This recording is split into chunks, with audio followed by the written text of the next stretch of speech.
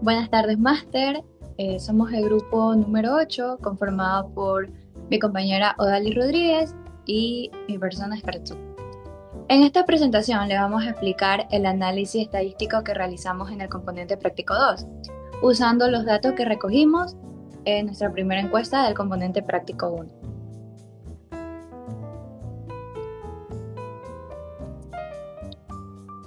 Como puede ver, en este trabajo nos enfocamos en dos variables cuantitativas y aplicamos todos los procedimientos que se nos pidió: tablas de frecuencia, gráfico, medidas de tendencia central, medidas de dispersión y también cuartiles. El objetivo es mostrar cómo se comportan estas variables y qué conclusiones podemos sacar a partir de los datos. A medida de que avancemos por las diapositivas, voy a ir explicando paso a paso de cómo lo encontramos. Aquí en nuestra variable escogimos dos. La primera fue la variable edad y la segunda fue horas dedicadas al inglés por semana. Elegimos estas dos porque son completamente cuantitativas, lo que significa que podemos analizar usando todos los métodos estadísticos del componente práctico 2. Además, son variables que nos permiten observar diferencias entre estudiantes. Por ejemplo, la edad suele estar concentrada en un rango específico, mientras que las horas de inglés pueden variar bastante según el interés, tiempo disponible o nivel de cada persona. Por eso nos parecieron adecuadas para así obtener nuestro análisis completo.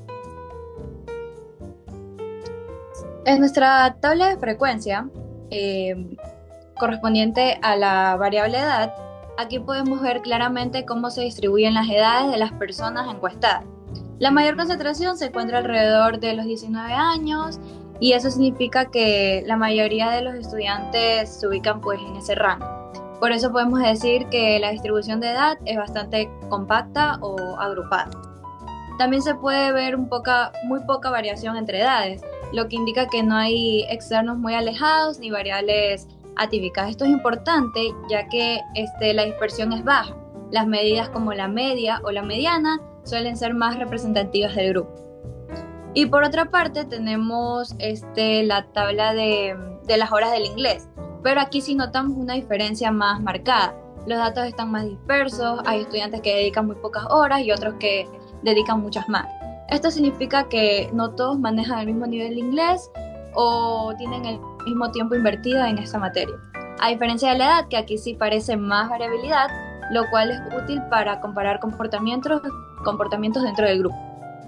Este tipo de dispersión también afecta a las medidas de tendencia central, ya que la media puede estar influenciada por los estudiantes que dedican muchas horas extra, mientras que la mediana nos muestra en cambio un valor más equilibrado. En esta diapositiva tenemos los histogramas de ambas variables. Lo que observamos es que en el histograma de edad mantiene una forma bastante compacta, confirmando que lo que mencionamos antes, la mayoría de los estudiantes están muy cerca de la edad. En cambio, en el histograma de las horas de inglés, la distribución se expande mucho más. Esto quiere decir que hay varios grupos, algunos estudiantes que dedican muy pocas horas, otros tienen un nivel capaz intermedio y muy pocos invierten muchas horas. Y estos gráficos nos ayudan a visualizar inmediatamente la diferencia entre una variable con poca dispersión y otra con mucha más variabilidad. Muchas gracias. A continuación, mi compañero.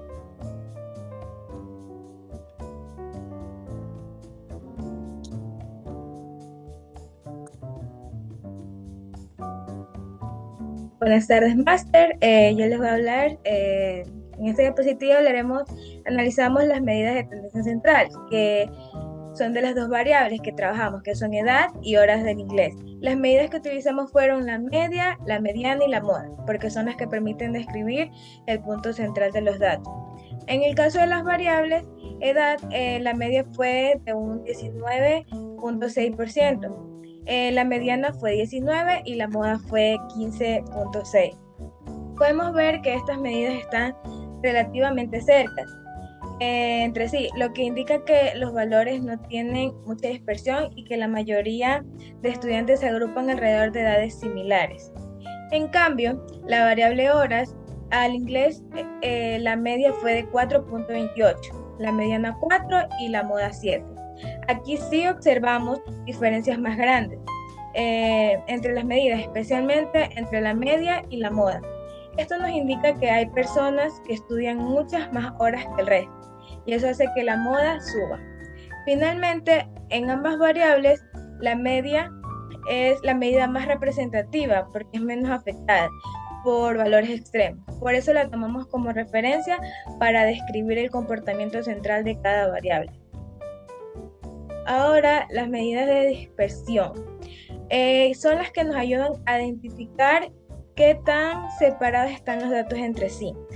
Aquí usamos el rango, la desviación estándar y el coeficiente de variación. En la variable edad, la desviación estándar fue de 3.16 y el coeficiente de variación fue el 17%. Ese porcentaje nos dice que la dispersión es baja, es decir, que las edades del grupo son muy parecidas. Esto se nota también al ver la tabla y el histograma, donde casi todos los valores se encuentran en un mismo sector. En cambio, las variables horas al inglés, la desviación estándar fue de 2.29, pero el coeficiente de variación fue el 54%. Este porcentaje es bastante alto y confirma que la variable tiene mucha variabilidad. Esto quiere decir que algunos estudiantes estudian pocas horas y otros muchas más. Por eso los datos se dispersan más. Entonces, de las dos variables, la que tiene más dispersión es hora al inglés y la más estable es edad. Esa parte nos ayuda a entender que no todas las distribuciones se comportan igual, aunque tengan una media o mediana parecida. Ahora los cuantiles, en esta diapositiva analizamos que son indicadores que dividen la distribución en partes iguales. En nuestro caso trabajamos especialmente el cuartil 2. Primero, también conocido como cuartil 2, representa la mitad de los datos.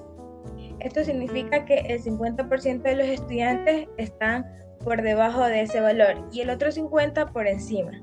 En nuestras variables, el Q2 coincidió exactamente con la mediana, lo cual confirma que los estudiantes no tienen irregularidades en el centro de distribución.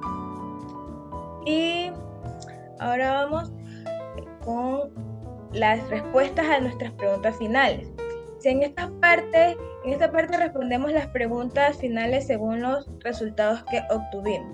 Primero, sobre cuál es la medida más adecuada para representar los datos. Concluimos que la mediana fue la mejor en ambas variables, porque es más estable ante valores extremos. Segundo, la diferencia entre trabajar con datos agrupados y no agrupados. Es que los no agrupados nos dan valores exactos de cada estudiante, mientras que los agrupados solo nos dan rangos, frecuencias y valores aproximados. Ambos sirven, pero no agrupados permiten más precisión. Tercero, la variable con mayor dispersión fue horas al inglés, porque tuvo un coeficiente de variación del 54%, lo que indica alta variabilidad. En cambio, la variable edad fue más estable. Cuanto al cuartil 2, representa a la mediana, lo que divide los datos en dos grupos iguales. Y finalmente concluimos que la variable más homogénea es edad y la más dispareja es horas al inglés. Para finalizar, en esta diapositiva presentamos las conclusiones generales de todo nuestro análisis. En primer lugar, comprobamos que la variable edad tiene distribución homogénea, con poca dispersión y valores muy similares entre los estudiantes. Esto nos permite decir que es una variable estable y fácil de representar con medidas centrales. En segundo lugar, la variable horas al inglés mostró una dispersión bastante alta, lo que significa que los estudiantes